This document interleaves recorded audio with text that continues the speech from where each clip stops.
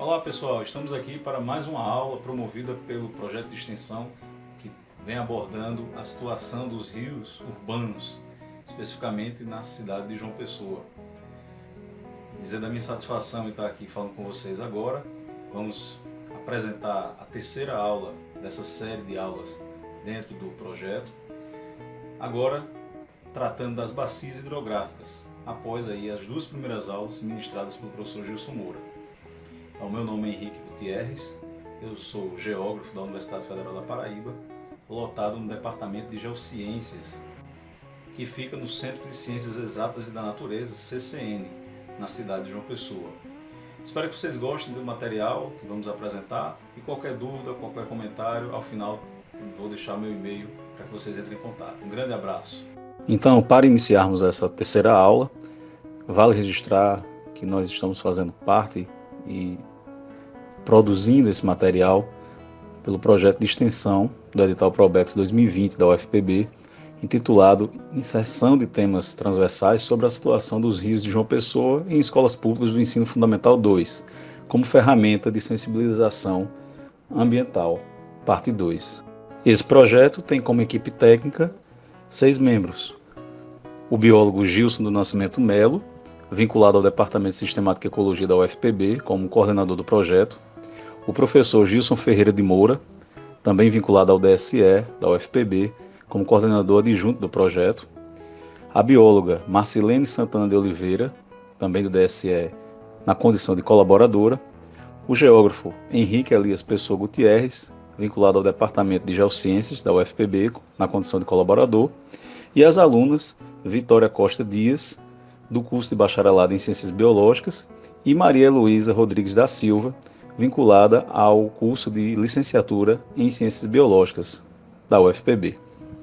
Bacias hidrográficas e seus elementos, parte 1, é o tema dessa aula 3. Antes de começarmos a tratar dos elementos que formam essa bacia hidrográfica, primeiro a gente precisa compreender o que é uma bacia hidrográfica, né? A partir dos termos que fazem parte desse conceito.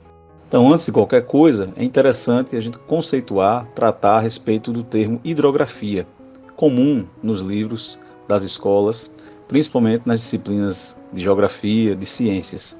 Então, a hidrografia, ela tem o objetivo de estudar a distribuição das águas pelo planeta e as diferentes maneiras que os seres humanos utilizam esses espaços, sendo, portanto, um ramo do conhecimento fundamental para a nossa compreensão a respeito tanto da dinâmica natural, ou seja, da natureza, como também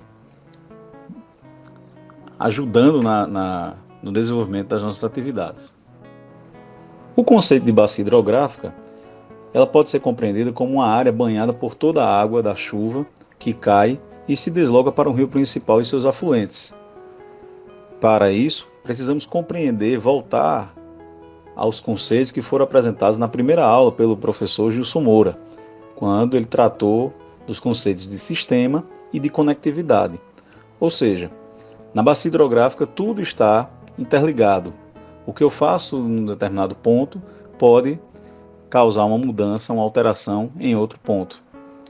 Portanto, para o estudo da bacia hidrográfica, nós precisamos fazer uso de conhecimentos de outras áreas. Por exemplo, o clima. A chuva é o principal elemento climático que nós podemos destacar quando nós estamos estudando a bacia hidrográfica, porque essa água da chuva, ela vai chegar, por exemplo, nos rios de uma determinada área. O relevo também é fundamental, porque como nós vamos perceber, o relevo, ele determina, em muitos casos, a direção do escoamento dessas águas provenientes da chuva. O solo também é um corpo natural fundamental para essa compreensão, porque é por esse solo que essa água vai escoar superficialmente, ou ela pode se tornar uma água subterrânea, a partir do momento que esse solo favorece a infiltração dessa água e que, consequentemente, vai alimentar o lençol freático naquela região. A vegetação é outro conhecimento fundamental, porque a presença da vegetação faz com que o enraizamento dessa vegetação ocasione, favoreça uma maior infiltração em muitas áreas. As atividades humanas também são fundamentais para que a gente compreenda melhor o funcionamento de uma bacia hidrográfica, porque nós temos diversas atividades que vão ocasionar principalmente problemas, pontos negativos para um rio e seus afluentes, dentre outros conhecimentos. Então, como foi dito no slide anterior, para que a gente compreenda como acontece esse funcionamento, ou seja, esse escoamento dessas águas dentro de uma bacia hidrográfica, nós precisamos falar do ciclo hidrológico. Ou seja, o que é o ciclo hidrológico?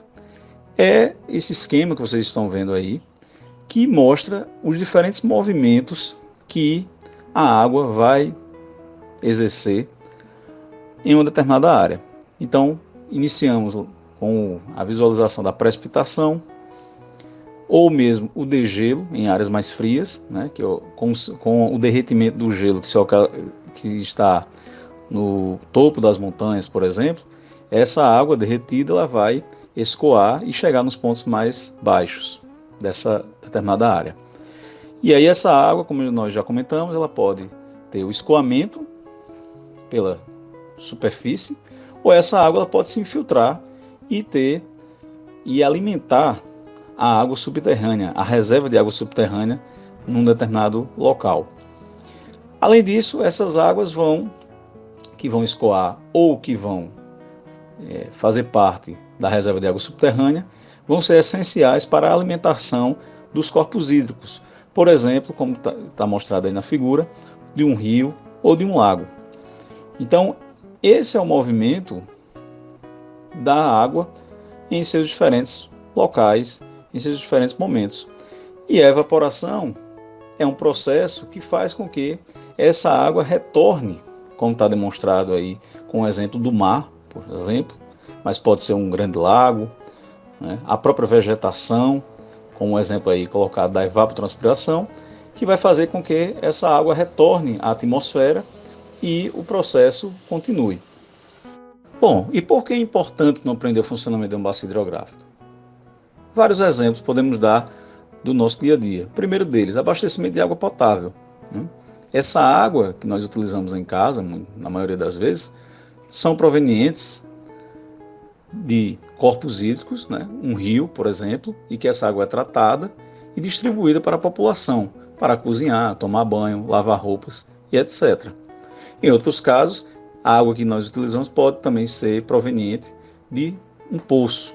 E aí do poço nós estamos tratando de uma água subterrânea, que, como nós vimos, também está relacionada à alimentação de um rio, por exemplo.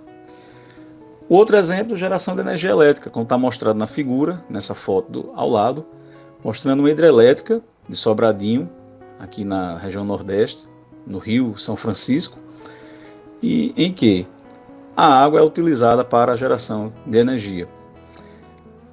Na outra imagem nós temos a irrigação de áreas agricultáveis, então as verduras, as frutas, os legumes, enfim, aquilo que chega à nossa mesa é possível o seu cultivo a partir de vários outros elementos naturais, mas dentre os quais o uso da água para irrigação.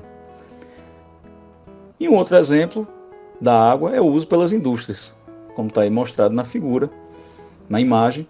Essa água ela pode ser utilizada tanto para processo produtivo diretamente, por exemplo, nas indústrias que produzem alimentos, bebidas, como também para o uso fora do processo de produção, como o resfriamento de máquinas ou equipamentos.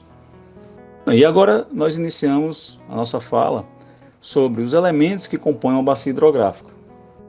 Nessa imagem que eu apresento para vocês, nós temos diversos elementos que estão compondo essa bacia hidrográfica. Então, como está mostrado na figura, nós temos o exemplo de duas bacias, a bacia 1 e a bacia 2.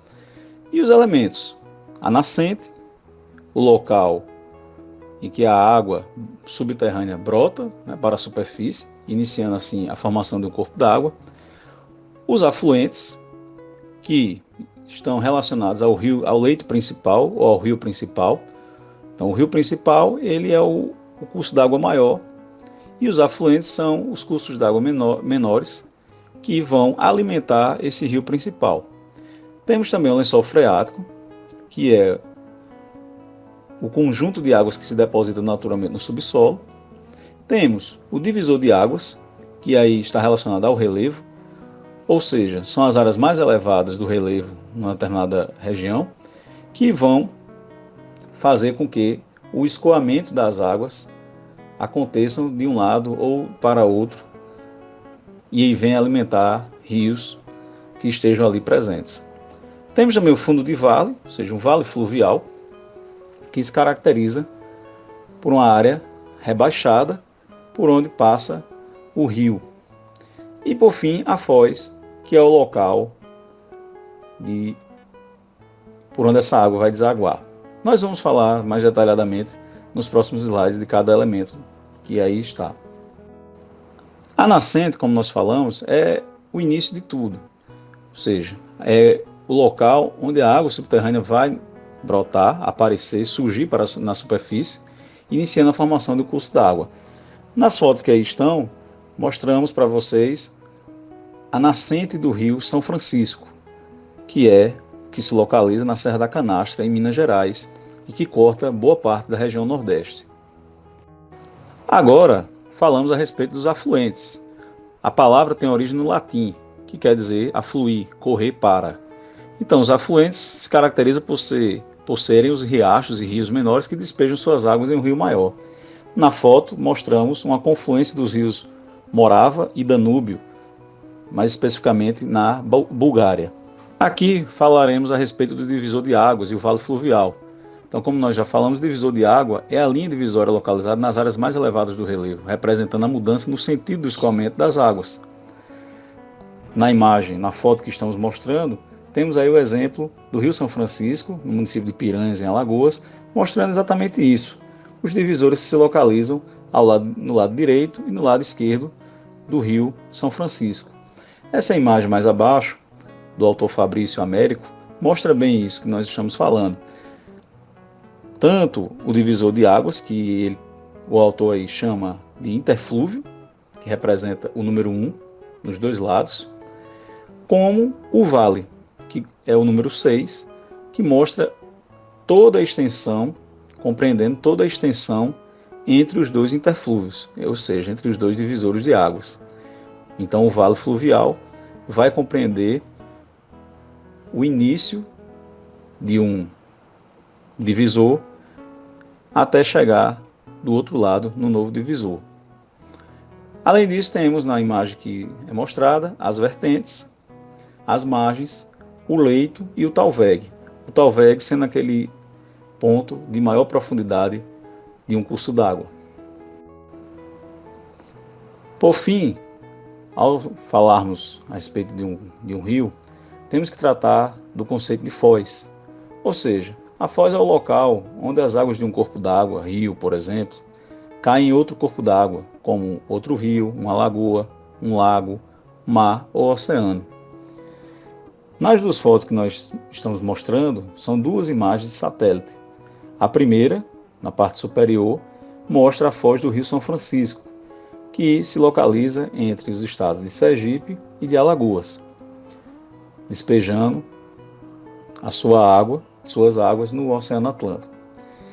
Na imagem maior, abaixo, nós temos a foz do Rio da Prata, que também deságua no Oceano Atlântico, porém entre os países Argentina e Uruguai. Portanto, a foz representa o ponto final de um curso d'água, no caso de um rio, como nós estamos tratando. Para finalizar, deixamos aqui um mapa do Brasil mostrando as regiões hidrográficas brasileiras, ou seja, as 12 bacias hidrográficas principais que o país apresenta. Para isso e outros assuntos, nós ficaremos para uma próxima aula, que é a aula 4, que vai tratar das bacias hidrográficas, parte 2.